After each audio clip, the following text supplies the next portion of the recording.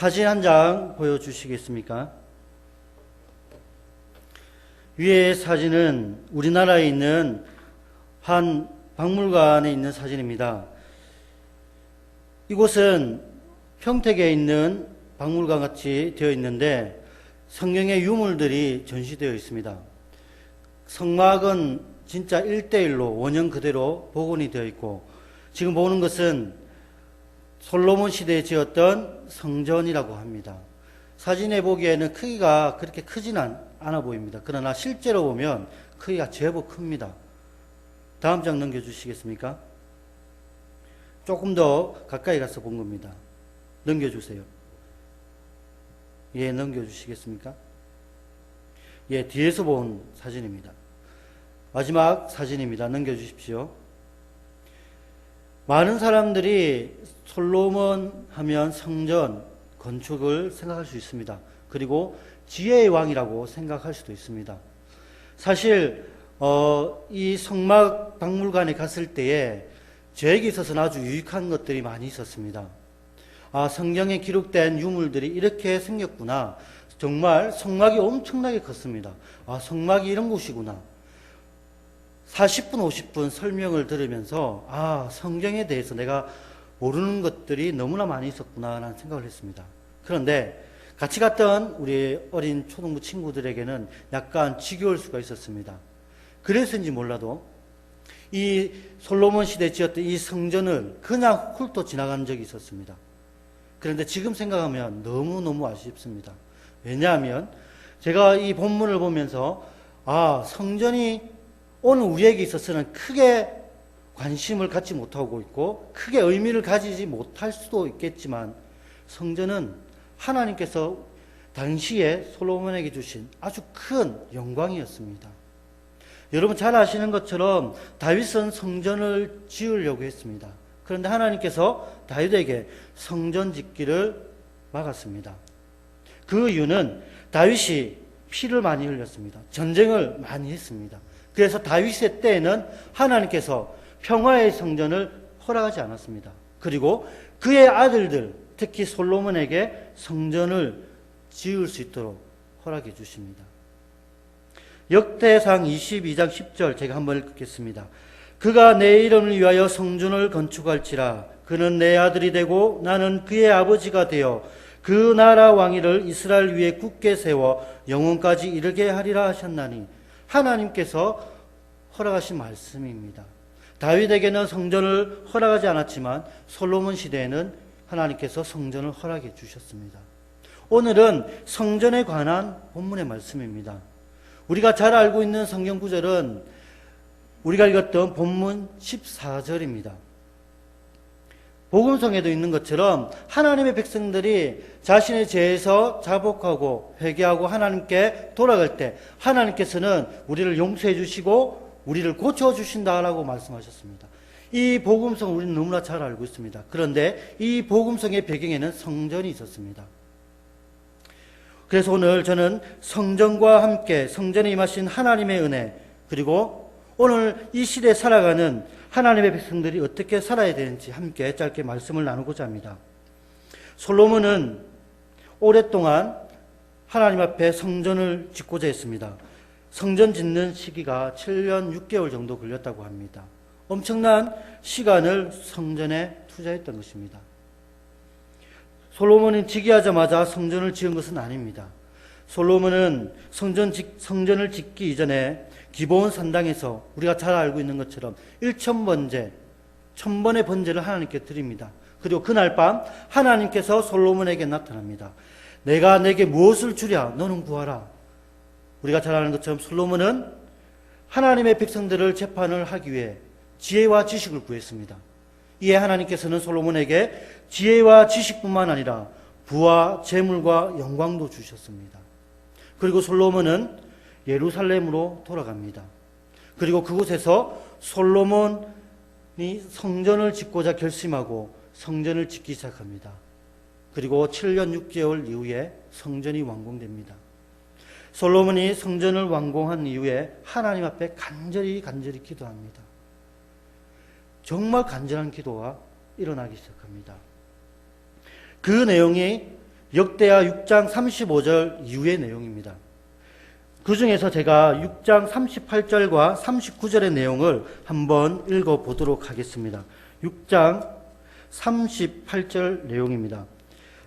자기들 사로잡아간 적국의 땅에서 온 마음과 온 뜻으로 주께 돌아와서 주께서 그들의 조상들에게 주신 땅과 주께서 택하신 성과 내게 주의 이름을 위하여 건축한 성전 있는 쪽을 향하여 기도하거든 주는 계신 곳 하늘에서 그들의 기도와 간구를 들으시고 그들의 일을 돌보시며 주께 범죄한 주의 백성을 용서하옵소서. 오늘 하나님께서 7장 14절의 이 말씀은 단순하게 하나님께서 하신 말씀이 아니라 솔로몬이 기도한 응답의 내용인 것입니다. 솔로몬은 하나님 앞에 금을 달라고 명예를 달라고 권력을 달라고 기도한 적이 없습니다. 솔로몬은 방금 우리가 읽었던 것처럼 하나님 주의 백성을 용서하옵소서 이렇게 기도했던 것입니다. 솔로몬은 이 기도와 함께 7일 동안 낙성식을 합니다. 그리고 그 밤에 하나님께서 솔로몬에게 다시 나타나셔서 하신 말씀이 오늘 우리가 읽었던 본문의 말씀입니다. 성전은 지금 우리의 눈에는 보이지 않습니다. 우리 곁에도 없습니다. 그러나 다윗과 솔로몬 시대의 성전은 엄청난 의미가 있었습니다. 이스라엘은 광야에서는 성막 중심의 생활을 했습니다. 그리고 솔로몬 이후에는 성전 중심의 생활을 합니다. 왜냐하면 성막과 성전은 단순하게 하나님 앞에 제사를 드리는 곳이 아니라 하나님의 임재가 있는 곳이었습니다. 하늘과 땅이 만나는 곳, 그것이 바로 성전이었습니다. 하늘에 하나님께서 땅에 있는 하나님의 백성들을 부르시고 그곳에서 제사를 지낼 때 하나님은 친히 임재하셔서 그들의 백성을 만나셨습니다. 그리고 그곳에서 말씀으로 통치하시고 말씀으로 이 세상의 주인이 누구인지 깨닫게 하셨습니다. 그래서 성전은 이스라엘의 핵심이고 그들의 정체성이었습니다. 그리고 본문 14절에 나와 있는 것처럼 하나님께서는 이 성전에서 하나님의 백성들, 하나님을 참으로 믿고 의지하는 하나님의 백성들을 용서하고 회복해 하신다고 말씀하고 계십니다.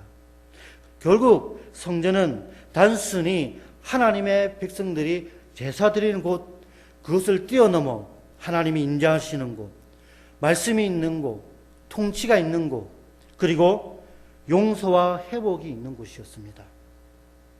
본문 14절을 한번 다 같이 읽어보도록 하겠습니다. 내 이름으로 일컫는 내 백성이 그들의 약한 길에서 떠나 스스로 낮추고 기도하여 내 얼굴을 찾으면 내가 하늘에서 듣고 그들의 죄를 사하고 그들의 땅을 고칠지라. 아멘. 저는 본문을 연구하기 전에 그냥 이것은 복음성처럼 그냥 단순하게 하나님을 믿는 사람들이 하나님 앞에 자복하고 하나님께 도움을 구하면 하나님께서 무조건 용서해 주시고 회복해 주시겠다, 이 말씀인 줄 알았습니다. 그런데 그 말씀이 아니었습니다. 우리가 읽었던 내 이름으로 일컫는 내 백성, 이 사람들은 단순하게 하나님을 믿는 이스라엘 백성이 아니었습니다. 원어적으로 해석하면 나의 이름으로 그들을 위해 불리는 나의 백성들. 좀 어렵죠. 이방인들에게조차도 이 사람들은 하나님의 백성들이라고 인정받는 사람들이었습니다. 하나님을 믿는 사람 플러스 이방인들조차에게도 하나님의 백성들이라고 일컫는 받는 그 사람들, 쉽게 말해서 하나님 중심의 삶을 살았던 사람들입니다. 하나님이 말씀하시면 가고 하나님이 말씀하시면 멈추는 그런 사람, 믿음으로 순종했던 사람, 하나님 때문에 살아갔던 언약 백성들이었습니다. 이들은 하나님을 믿지만 때로는 하나님 앞에 실수를 합니다. 때로는 죄를 짓습니다. 이러한 사람들이 하나님 앞에 나왔을 때 그들의 약한 길에서 떠나 스스로 낮추고, 개역 한글에는 겸비하고 되어 있습니다. 스스로 낮추고, 이거는 겸손입니다. 이들이 하나님 앞에 스스로 겸손하고 하나님 앞에 기도하여 하나님의 얼굴, 하나님의 도움을 구할 때 하나님께서는 그들의 기도를 듣는다는 것입니다. 그리고 그들의 죄를 사하고 그들의 땅을 고친다고 약속하시는 것입니다. 하늘에서 듣는 하나님. 이 하나님이 어떻게 용서하시냐면 오늘 본문에는 단순하게 용서라는 단어를 사용했는데 이것을 조금 더 구체적으로 살펴보면 이 용서는 뿌리다는 의미가 있습니다. 피를 뿌리는 것. 성막에서 제단에서 짐승을 잡아 피를 뿌리는 것처럼 하나님께서는 피를 뿌리는 그러한 것들을 통해 용서해 주신다는 것입니다. 쉽게 말해서 성막에서 자신의 잘못을 짐승의 피에 돌리는 것처럼 하나님께서는 그런 피 뿌림을 통해 용서해 주신다는 것입니다. 그래, 너 용서해 줄게 이런 의미가 아니라 더 깊은 고귀한 의미가 있다는 것입니다. 하나님은 그런 피의 제사처럼 하나님께서는 그들의 죄를 용서해 주신다 했습니다. 뿐만 아니라 하나님께서는 땅을 고친다고 했습니다. 여기에서 고친다는 것은 치료하다, 회복하다라는 의미가 있습니다. 하나님께서는 황폐한 그 이스라엘 백성들의 심령뿐만 아니라 그들의 살아가는 터전, 그들이 살아갈 수 있도록 그들이 하나님의 백성처럼 예배드릴 수 있도록 하나님께서는 치유해 주시고 회복해 주신다는 것입니다. 단순하게 하나님 고쳐주세요 이 차원을 뛰어넘어서 모든 것들이 무너졌던 황폐해졌던 어찌 보면 아무것도 없는 그러한 상태에서 하나님께서는 모든 것들을 회복해 하신다는 것입니다. 이것이 성전에서 일어나는 회복의 역사입니다. 하나님께서는 15절에서는 이렇게 말씀하셨습니다. 이제 이곳에서 하는 기도에 내가 눈을 들고 귀를 기울이리니 이는 내가 이미 이 성전을 택하고 거룩하게 하여 내 이름을 여기에 영원히 있게 하였음이라. 내 눈과 내 마음이 항상 여기에 있으리라 라고 되어 있습니다. 하나님께서는 솔로몬이 지었던 이 성전을 기뻐 받으셨습니다. 그리고 선택하셨고 이곳에 계신다고 말씀하십니다. 그리고 이곳에서 하나님의 백성들에게 눈을 돌리지 않고 다른 것에 귀를 기울이지 않는다 했습니다. 그리고 영원히 그곳에 임재하신다 했습니다. 이것이 성전입니다. 그러나 아쉽게도 구약의 성전은 파괴되었습니다. 그런데 신약 성경을 보니까 특별히 에베소서 2장 22절과 고린도전서 3장 16절, 6장 19절을 보면 우리가 성전이라고 했습니다. 너희가 하나님의 성전인 것과 하나님의 성령이 너희 안에 거하시는 것을 알지 못하느냐. 눈에 보이는 가시적인 성전은 파괴되었습니다. 하지만 하나님은 눈에 가시적인 성전을 우리에게 주신 것이 아니라 우리를 성전이라고 하시면서 우리와 함께 하신다고 약속하십니다. 뿐만 아니라 하나님께서는 우리를 산제사, 하나님의 거룩한 산제사로 하나님 앞에 예배를 드릴 수 있도록 은혜를 베풀어 주셨습니다. 구약의 제사, 구약의 성전이 구약시대에 끝난 것이 아니라 지금 이 순간에도 그 의미는 우리와 함께 한다는 것입니다. 쉽게 말해서 우리가 정말 하나님의 말씀대로 살아왔고 하나님이 나의 주인이심을 믿고 내가 하나님의 자녀임을 확신할 때 내가 하나님 앞에 간구하고 기도할 때 하나님은 그 기도를 들으신다는 것입니다. 내가 내 죄를 위해 눈물을 흘리며 가슴을 치며 하나님 앞에 자복하며 나아갈 때 하나님께서는 우리를 용서해 주시고 그리고 우리를 회복의 은혜를 베풀어 주신다는 것입니다. 그래서 저는 이 성전을 통해 오늘날 우리가 어떤 의미로 살아가야 되는지 두 가지를 살펴보고자 합니다. 그 첫 번째로는 하나님께서는 회개를 통하여 용서라는 은혜를 우리에게 베풀어 주십니다. 솔로몬에 임재하시고 거하셨던 하나님께서는 오늘 우리와 함께 하십니다. 그리고 하나님께서는 하나님의 눈과 귀를 언제나 우리를 향하고 있다고 했습니다. 시편 121편 4절 말씀을 보면 이스라엘을 지키시는 하나님께서는 우리를 위해 졸지도 아니하시고 주무시지도 아니하신다 했습니다. 우리는 이러한 상황 속에 살아가고 있습니다. 그런데 우리는 하나님의 말씀에 어긋날 때가 너무나 많이 있습니다. 쉽게 말해서 불순종한다는 것입니다. 남 탓할 때도 있고 욕심을 낼 때도 있고 시기 질투할 때가 너무나 많이 있습니다. 형제라 하면서 미워할 수도 있고 형제라 하면서 그 사람을 모함할 수도 있습니다. 어떤 사람이 자기가 하나님 앞에 회개할 것을 정리했는데 300가지 이상이 되었습니다. 지금 우리가 하나님 앞에 회개할 것 적으라면 제가 한번 해봤는데 몇 개 없었어요. 그만큼 제가 의롭다는 것은 아닙니다. 그만큼 저는 죄에 무감각하고 있다는 것입니다. 우리가 하나님 말씀을 놓고 내가 하나님 말씀 앞에 어떻게 살아가고 있는지 그걸 곰곰이 생각해 보면 우리가 하나님 앞에 엄청난 죄를 짓고 살아가고 있습니다. 하나님 앞에 의인이라고 선언을 받았습니다. 나는 의롭게 행동하지는 않았지만 하나님께서 의로운 자라고 칭함을 받았습니다. 그런데 돌아서서 나는 죄를 짓고 있습니다. 돌아서서 시기질투합니다. 거짓말할 때도 있고 하나님 앞에 불순종하며 살아갈 때가 너무나 많이 있습니다. 불평, 불만, 남탓 매일매일 하는 것 같습니다. 그런데 우리는 이것이 죄라고 생각하지 못할 때가 너무나 많이 있습니다. 그 말은 뭡니까? 회개하지 않는다는 겁니다. 그 말은 뭡니까? 하나님 앞에 나아가지 않는다는 겁니다. 그러나 우리는 우리 자신을 돌아보면서 우리를 용서하시고 회복해 하시는 하나님을 바라보며 매일매일 십자가 앞에 나아가야 됩니다. 여러분, 죄는 부끄러운 겁니다.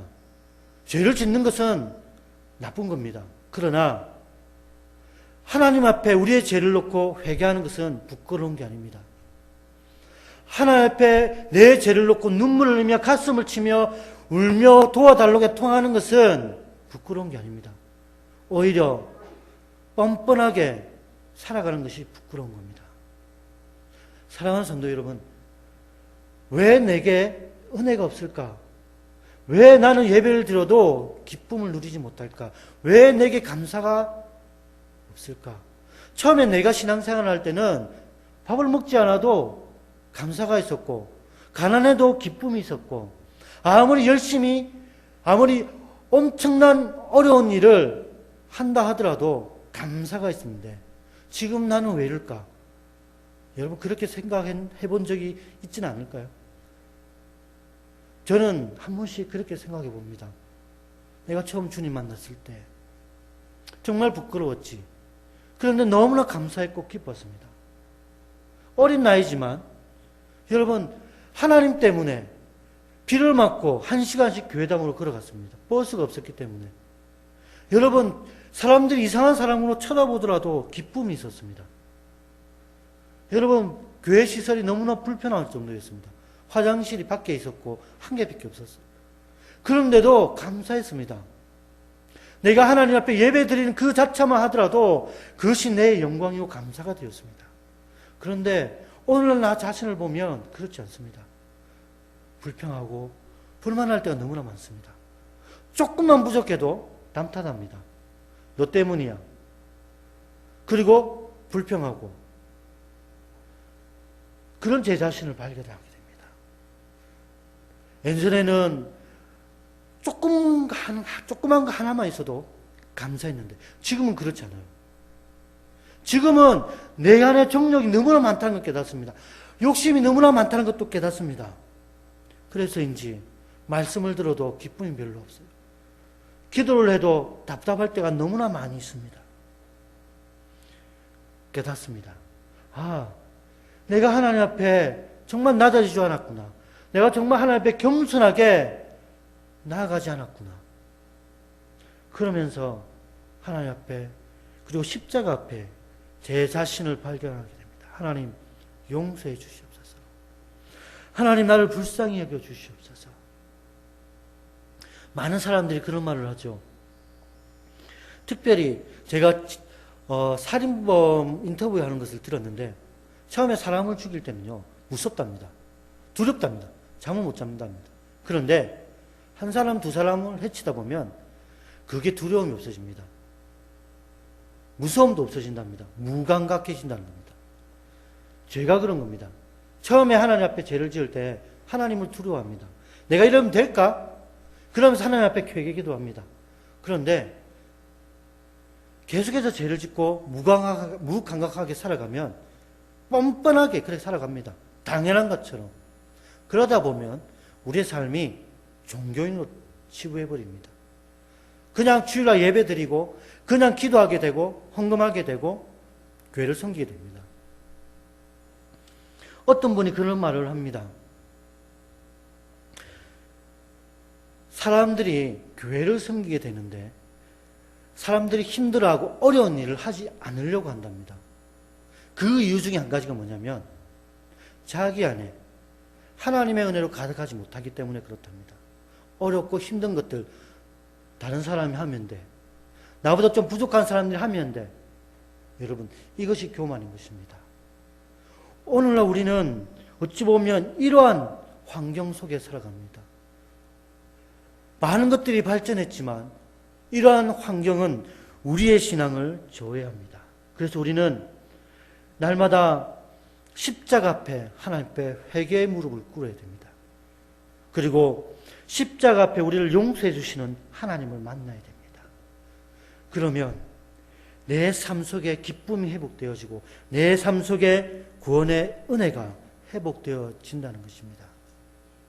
여러분, 오늘날 저는 제 자신을 놓고 나는 어떻게 예배 드릴까라는 것을 한 번씩 생각해 봅니다. 예전에 예배를 드리면 눈물을 흘렸고 특히 성찬식일 할 때는 너무너무 감사했습니다. 그리고 너무너무 비참함을 경험하며 너무너무 하나님의 영광을 경험하게 됩니다. 그런데 어느 날 그게 습관적으로 변하고 있는 제 자신을 발견하면서 너무너무 비참한 모습을 경험하게 되었습니다. 만약 여러분 가운데도 그러한 경험이 있다면 우리 함께 기도했으면 좋겠습니다. 하나님 살려주십시오. 하나님 회복시켜 주시옵소서. 구원의 기쁨, 예배 감격을 회복시켜 주시옵소서. 하나님 내게 뭐가 문제겠습니까? 하나님 내가 해결되지 못한 모든 것들 하나님 깨닫게 해주십시오. 여러분 잘못하면 우리가 그곳에서 다시 시작해야 된다는 것입니다. 회개는 우리가 하나님 앞에 나아갈 때 그 무릎으로 하나님 앞에 간절히 구할 때 우리는 하나님을 경험할 수가 있는 것입니다. 두 번째로 하나님께서는 회개를 통해 회복이라는 은혜를 베풀어 주십니다. 14절 마지막 부분에 땅을 고칠지라, 방금 전에 이야기한 것처럼 단순하게 고친다는 의미보다는 죄로 오염된 땅을 치유해 주시고 회복시켜 주신다는 것입니다. 하나님의 언약이 이스라엘 백성들에게 성취되는 것, 죄로 인했던 하나님과의 관계, 멀어졌던 이들의 관계 하나님께서 회복시켜 주신다는 것입니다. 그리고 하나님의 백성답게 살아갈 수 있도록 이들에게 하나님의 자비가 함께한다는 것입니다. 우리는 우리 스스로 자정할 수가 없습니다. 우리 스스로 우리 죄를 해결할 수도 없고 우리 스스로 우리 죄에 대해서 그 어떤 것도 할 수 없는 존재입니다. 다만 우리가 할 수 있는 것은 내가 하나님 앞에 그 죄를 들고 나아가는 것입니다. 그리고 그 죄를 하나님 앞에 내려놓아야 됩니다. 그래야 할 때 하나님께서 그 죄를 처리해 주십니다. 용서해 주시는 겁니다. 그리고 그 죄된 마음속에 화평을 주시고 하나님의 기쁨과 하나님이 우리에게 허락하신 평강을 허락해 주신다는 것입니다. 성도가 누릴 수 있는 가장 큰 기쁨, 그것은 세상으로부터 얻는 기쁨이 아니라 세상으로부터 누릴 수 있는 것이 아니라 바로 말씀 속에 역사하시고 지금 나와 함께 하시는 그 하나님이 주시는 평강과 소망과 하나님이 우리에게 주시는 예수 그리스도의 십자가라는 것입니다. 죄의 본질은 하나님께로부터 이탈하여 하나님과 상관없는 삶을 살아가게 합니다. 하지만 회개는 하나님께로 돌아가 하나님의 백성답게 살아가게 합니다. 죄는 우리를 무너뜨리지만 회개는 우리를 세워주고 우리를 하나님의 거룩한 성화의 길을 계속해서 걸어갈 수 있도록 하나님의 은혜가 그 회개를 통해 우리에게 계속 지속될 수 있습니다. 우리가 한 가지 깨달아야 할 것은 내가 부를 얻을 때, 명예를 얻을 때, 세상의 것을 얻을 때에는 기쁨이 있습니다. 그러나 그 기쁨은 얼마 가지 못합니다. 하지만 매일매일 우리가 기쁨을 누리기 위해서는 매일매일 하나님 앞에 내 자신의 것들을 들고 나가는 것입니다. 기도할 때마다 내 기도를 들어주시는 하나님을 경험하고 그 하나님이 나를 어떻게 인도하시는지, 내 상황을 어떻게 해결하시는지 그것을 묵도하며 나아갈 때 우리의 삶은 기쁨이 있고 내일에 대한 기대감이 있다는 것입니다. 하지만 우리의 죄의 문제가 해결되지 않으면 불안합니다. 불평과 그리고 어두운 마음밖에 없습니다. 바로 없기는 우리 모두가 매일매일 십자가 앞에 나를 위해 십자가 지신 예수 그리스도 앞에 나 자신을 내려놓고 그 하나님의 인재를 경험하기를 간절히 소원합니다. 이제 말씀을 맺겠습니다. 욥기 1장 5절의 말씀을 인용하면서 정리를 하고자 합니다. 욥은 자신의 아들들이 죄를 범하여 그들의 마음으로도 하나님을 욕되게 할까? 욥은 매일 아침마다 자신의 아들들의 명수대로 하나님 앞에 번제를 드렸다고 했습니다. 하물며 욥은 자신의 죄에 대해서는 어떻게 했을까요? 자신의 죄에 대해서는 엄격하게 하나님 앞에 나아갔습니다. 하나님 앞에 인정받는 삶을 그렇게 살아가는 것입니다. 단순하게 우리가 세상적인 것들을 많이 해서 인정받는 것이 아니라 하나님 앞에 정말 거룩한 삶을 위해서 하나님 앞에 죄짓지 않기 위해서 작은 것 하나에도 발부둥치며 하나님 앞에 나아가는 그러한 삶 하나하나를 통해 먼 훗날 우리가 하나님 앞에 선 그때 하나님께서 착하고 충성된 종이라고 하나님의 우리를 맞이해 주실 것입니다. 사랑하는 성도 여러분, 우리는 많은 것들을 지금까지 경험해 왔습니다. 그러나 매일 경험할 수 있는 것이 있습니다. 그것은 매일 말씀을 통해 기도를 통해 나를 용서해 주시는 하나님을 경험할 수 있고 나를 회복해 하시는 하나님을 경험할 수가 있습니다. 이제 우리가 매일매일 이런 하나님과 경험하며 이 하나님과 동행하는 기쁨과 은혜를 누리는 우리 부산북교의 모든 성도님들이 되기를 간절히 소원합니다.